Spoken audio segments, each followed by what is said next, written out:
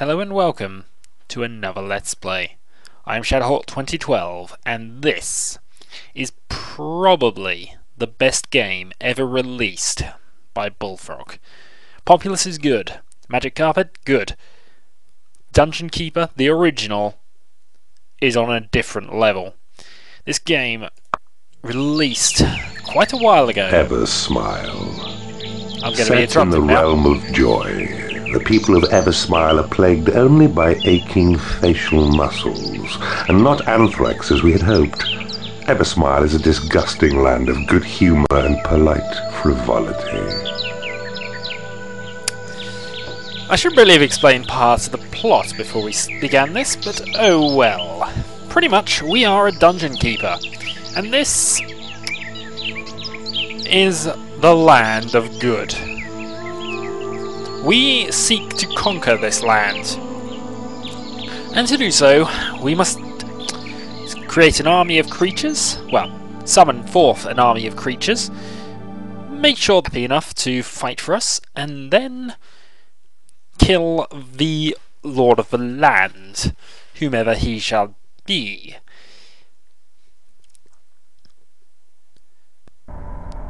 This is our dungeon heart. If it gets destroyed, we lose.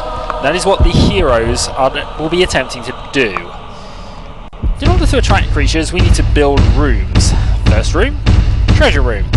This basically stockpiles all of our gold. We need gold to both pay for creatures and to build rooms. There is payday. Creatures are not they don't fight for ideals, they fight for gold. So let's also just build up another 9x9 here. Don't need to do too much really in this first level to make everything happy. These things are imps. This is what you do to them. You slap them. If you slap imps, or in fact if you slap any creature, they will work faster. And therefore, this is favourable. You can slap other creatures you get and they will work harder as well, but you have to pay those and they can become unhappy and leave. In order to get creatures, we need one of these, a portal. Imps are the only creatures that dig and claim territory for you. Anywhere where it has this little red diamond on the floor is area we have claimed. Mud isn't claimed by anybody, and if this coloured thing is of a different colour, that means one of the other factions owns it. We can drop any creature onto red tiles. We can drop imps, I believe, onto unclaimed land, and they will begin claiming it. Also, last thing, we have this little spell. This is the possession spell, which allows us to take over a creature and do work. But we don't want to do work, not for too long anyway. It does adjust the orientation of the screen. I'll go around and sort things out later. These imps are being quite lazy. I mean, come on. Work harder. The flower above them determines how many hit points they've got left.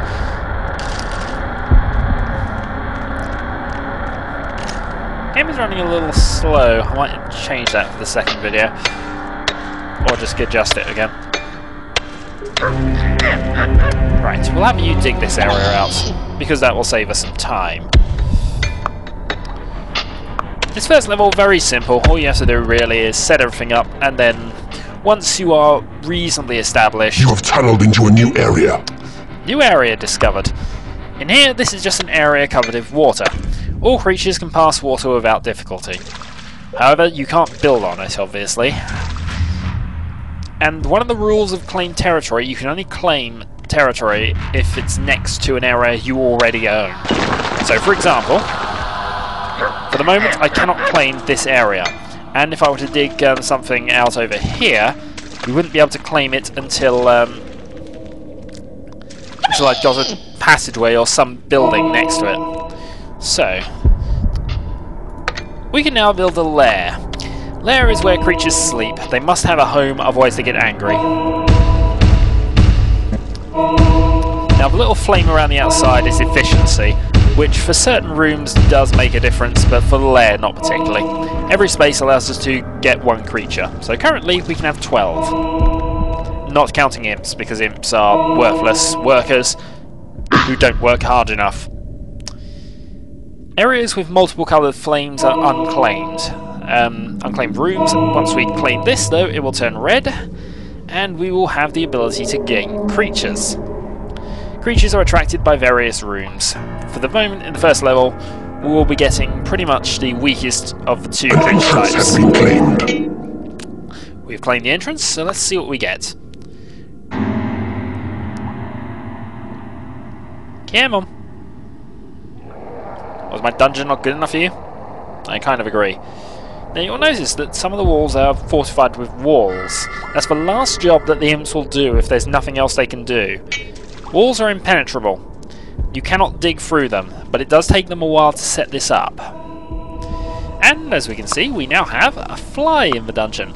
Flies are weak, but I do like them. They naturally go and explore any area you haven't yet seen. They are very weak, however, and tend to get killed, but they are useful in their own way for finding areas. Of course, in this first level, not at all a problem. This screen tells us what all the creatures are. So one of them is not working, and the second column is things that are working, and the third column is things that are fighting. We can zoom to examples of this. Ooh, we got a beetle. Beetles are armoured, and they're still not really great, but they are quite tough. Let's give him a lair. They're also useless for researching, as I've unfortunately had to discover myself at some point. Creatures need food, and the only food of choice in this dungeon, or in this game, comes from the hatchery. So imps will now fortify all of our walls. We can now produce more imps. More imps cost us gold, but having additional imps is always useful. Now the bars here, the white bar is its efficiency, the red bar is its health, and I think the green bar is its, how full it is. Let's check this. Yeah, so that's the amount of space left. Which for this one will just basically determine how many chickens we got. And in order to make sure we got enough chickens, I'm going to expand this a bit.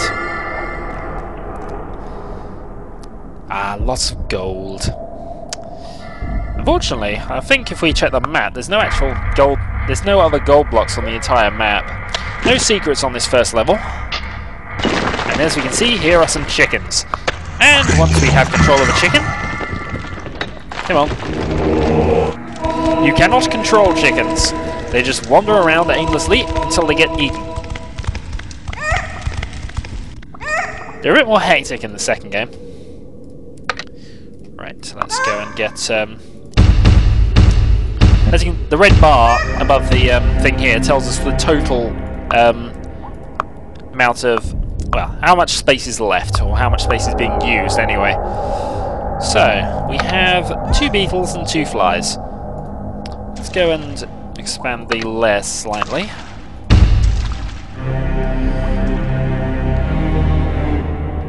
Come on, I need a couple more creatures. As creatures fight, they will advance through the levels. Everything we currently got is level 1, as depicted by the flower there. At the moment, none of our creatures have a lot to do other than sleep, so we'll let them off now.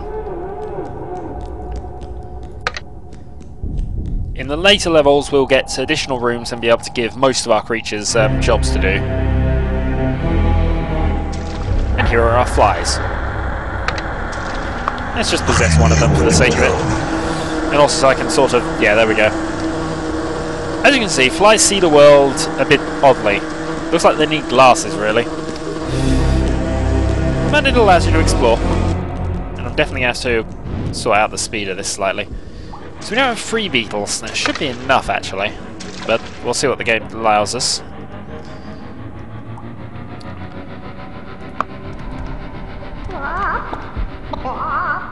All hail the chickens. You can give chickens to minions who will then be happy and eat them. which can save time. Oh, come on, I was sure they would be done by now. We have 4 beetles. 4 beetles is more than enough to deal with anything. As you can see, all they want to do is sleep, because that's all they can do, once they've made their lairs anyway. And as you can see, we're running out of jobs, because all the imps are now idle. Ah, here we go. Intruders approach. So, as we can see here, or not see, they're attempting to find ways in, and we're going to actually let them get in. So our imps can dig that out. Up to 3 imps can dig on any one area. But of course, since they have to dig through their own fortified walls, that'll take them a bit longer. So let's grab 5 beetles and 2 flies. Good. Hopefully you'll start claiming that. Yep. Because I can only drop these on claimed land.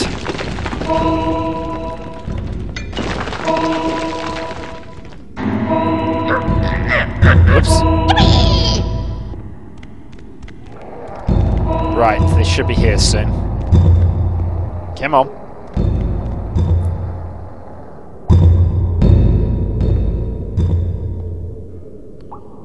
Right, here we go. Drop all of those.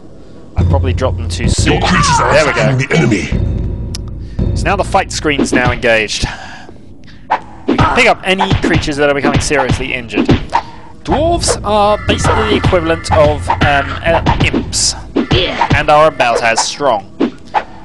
Creatures need to rest in the lair to heal their hit points, and only a certain number of creatures can attack area at one time. Heroes drop treasure, which is very nice of them. You have tunneled into a new area. And that should mean the beetles will go and fight these guys as well. Shouldn't have too much to worry about. Massively outnumbered. Just let the flies go off and explore, or fight, depending on how they want to do this. This is why you want some creatures with range and some creatures with melee, and you're getting severely injured, so now we'll move you aside.